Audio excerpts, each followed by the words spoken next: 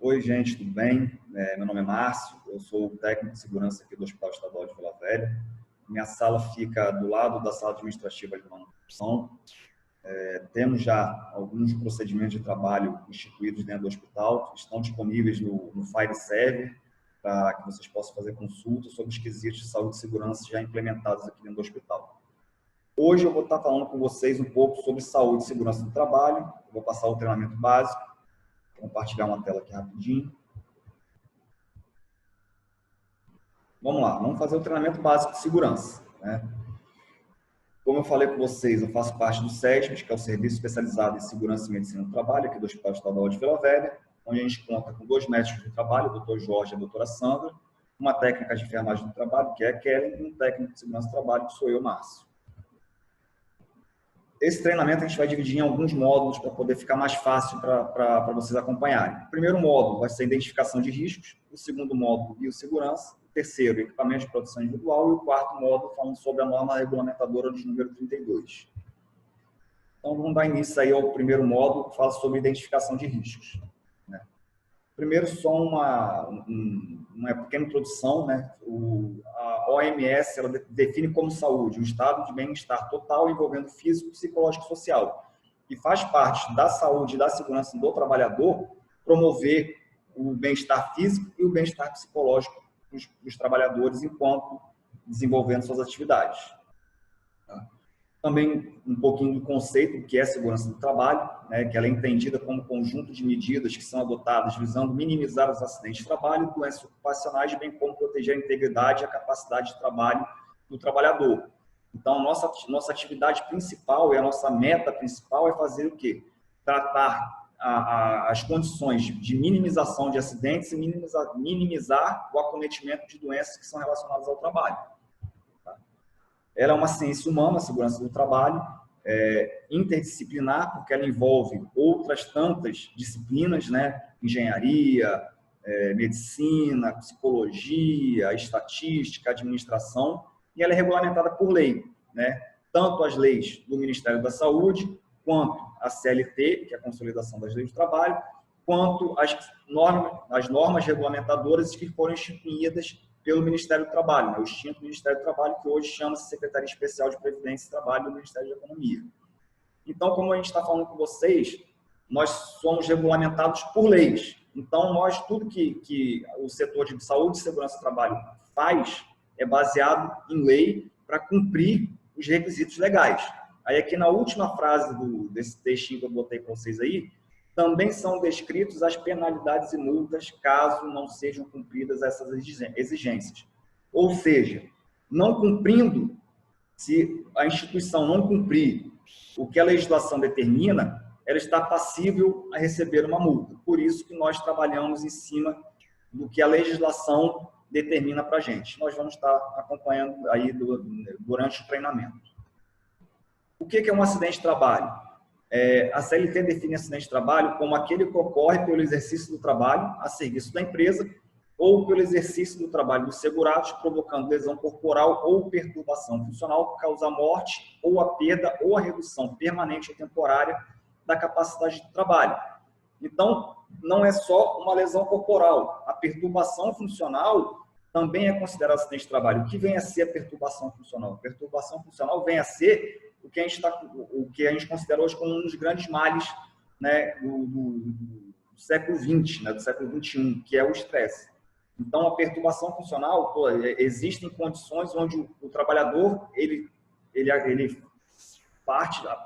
começa a ser acometido por algum distúrbio neurológico ou psiquiátrico devido ao estresse, tá? Que cause a morte, que é propriamente dita a palavra morte, a perda ou a redução permanente ou temporária. O que é perda?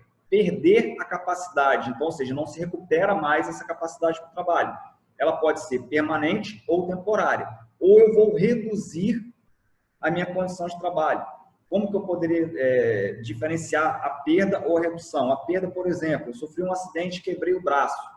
E eu trabalho na rouparia, onde eu preciso estar carregando roupa para cima e para baixo. Então, enquanto eu estiver com o meu braço imobilizado, passando pelo tratamento da recuperação, da calcificação, eu não posso exercer a atividade de pegar peso. Então, eu perdi temporariamente a minha capacidade para o trabalho. O que seria a redução?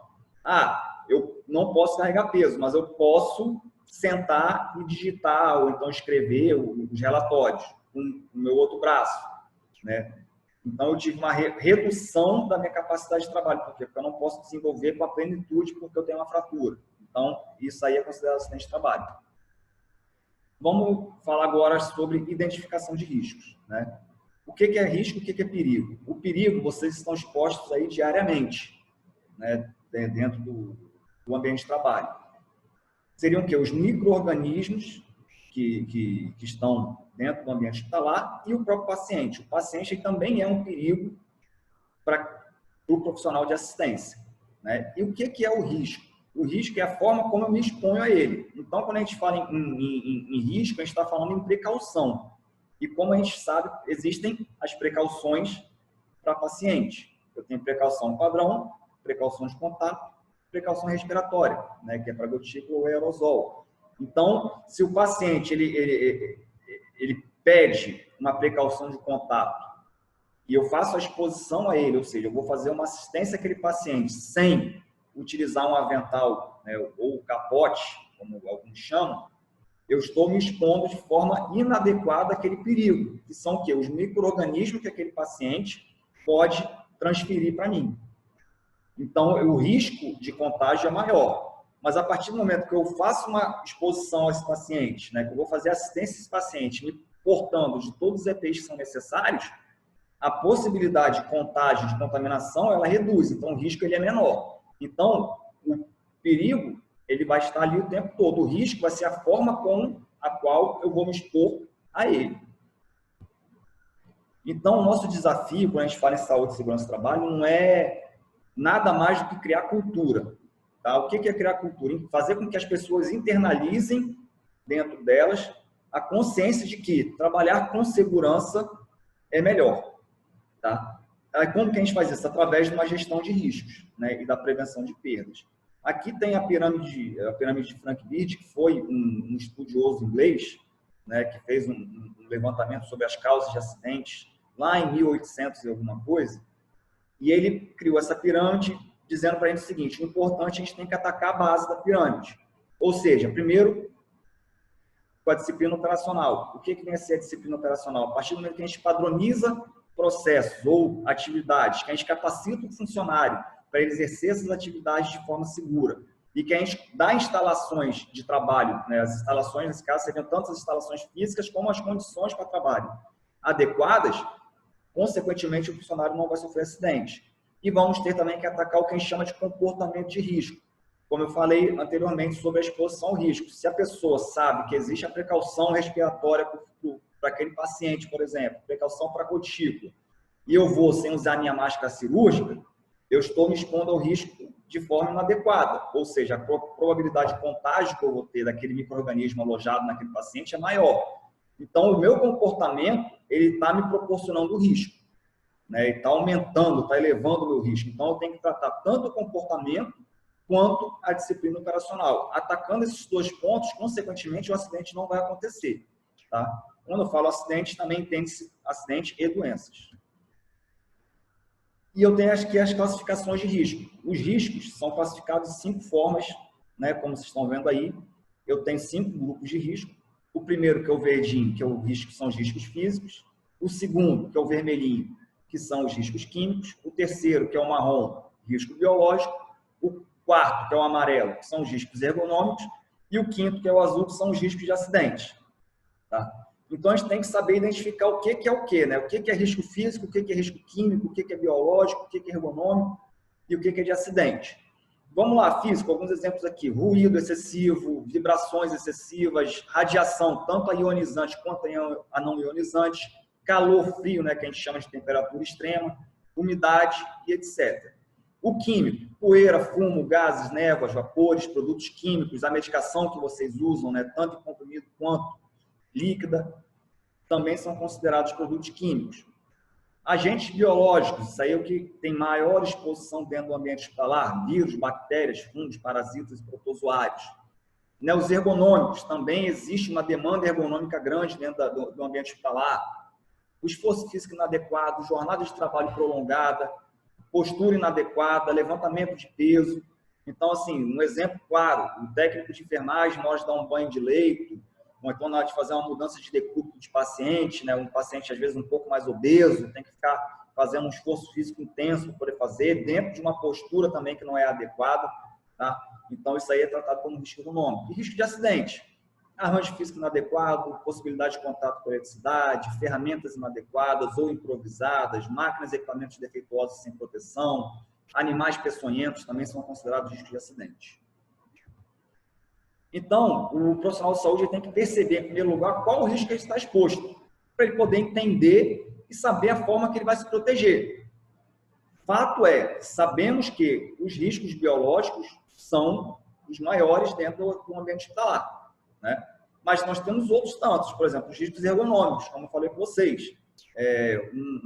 Uma mudança de decúbito em paciente um pouco mais pesado, banho de leito também, que a gente tem uma demanda ergonômica de coluna vertebral grande, trabalho em jornada de 24 horas, de 36 horas, sai de um hospital, vai para o outro, segura para poder cobrir o plantão do outro colega que faltou, dobra o plantão, isso aí também é considerado um fator ergonômico importante, né?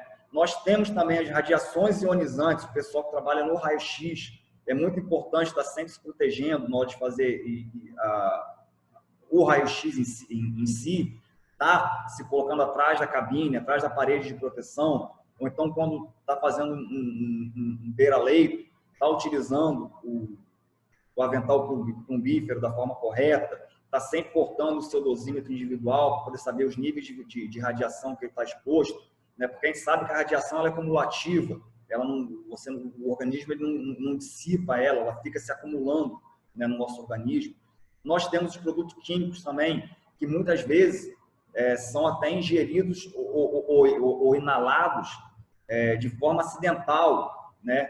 Então, medicação, psicotrópico, analgésicos, durante a manipulação existe um contato, existe uma absorção sem querer, então isso daí também, a gente também tem que entender como um risco inerente à atividade do profissional de saúde. Tá? Então, gente, a gente vai terminar aqui esse primeiro módulo aí falando sobre identificação de riscos e como vocês estão vendo aí, nós vamos passar para o módulo de biossegurança.